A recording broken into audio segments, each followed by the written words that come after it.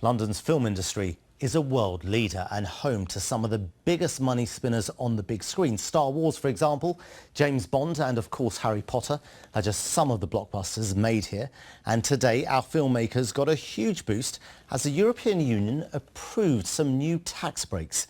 But on the downside, there's a warning from special effects companies that we're not producing enough people here who are skilled in computer programming. Well, Emma North is at a TV and film studio in Wimbledon for us this evening. Emma. As said, I am standing in a real rarity in London. It is an empty film studio. All the rest right across the capital are full to the brim with work, with films being in the process of being shot. But just a few years ago, this site was transformed into the House of Commons when it was used for the filming of The Iron Lady. So it's pretty much proof that the United Kingdom and London in particular is an absolute world beater when it comes to creativity. However, the capital can now boast that it's also a world beater financially.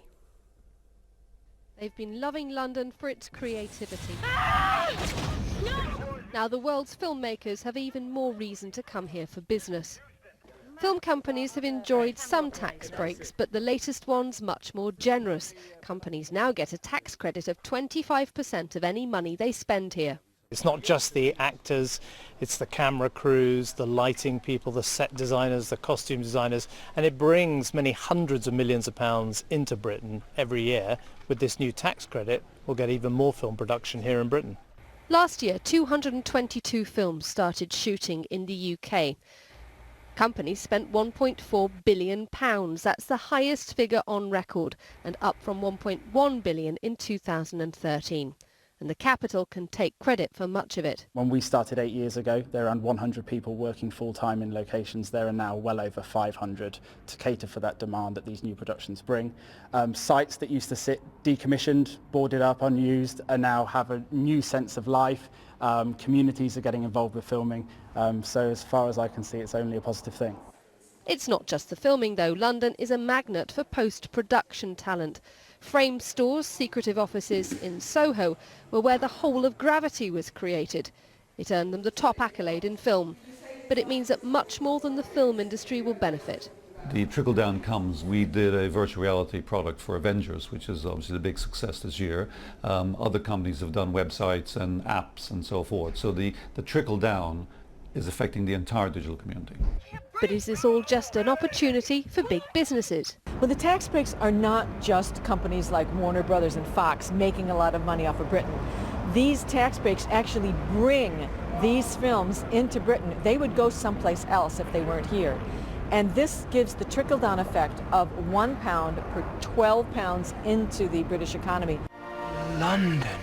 And of course, if it's set here, we all get a free advert. Paddington's taken more than £140 million so far. That to safeguard London's film economy could be out of this world.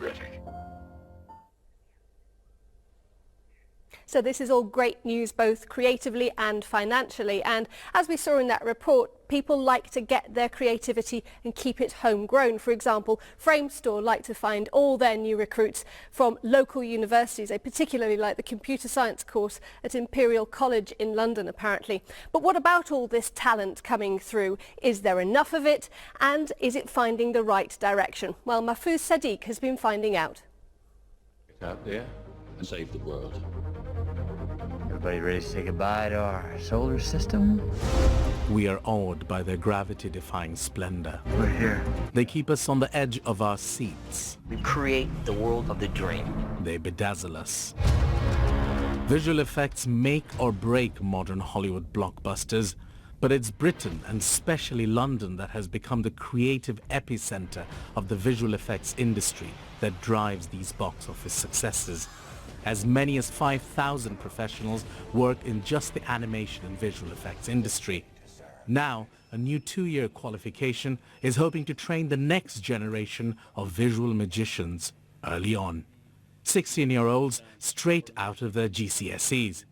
And they seem to know exactly what they want. The industry is a lot different to other industries because I find that it's a lot more free and you can be a lot more expressive with your ideas. Whereas in other kinds of businesses, it's usually quite fixated on a very specific concept. Whereas this, you can literally come up with something brand new that the world hasn't seen. It's being promoted by the government-funded NextGen Skills Academy. Oscars, BAFTAs, you name it, they've won it. But one of the big players in the industry, Double Negative, are saying there is acute skill shortage in the industry. They're not finding the right kind of people. They're hoping the new course will change that. It would be great to get as many specialised courses going so that we've got people coming in who are able to hit the ground running and know exactly what the requirements are of the industry.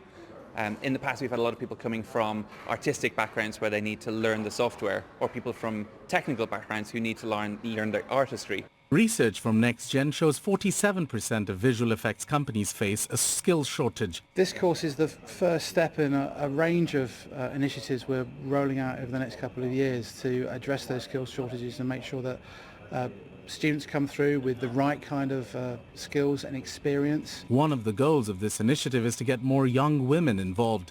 Of all the applicants this morning, we saw no women though. Mahfouz Sadiq, BBC London News. So although this current film studio is empty, it's perhaps only because it's been open for 2 weeks. They're taking orders already. There is opportunity, there is chance, and if the right kind of talent can be nurtured and placed in the right direction, there's plenty of space to fill it. Emma, thanks very much. As we know, lots of talent in London. Let's hope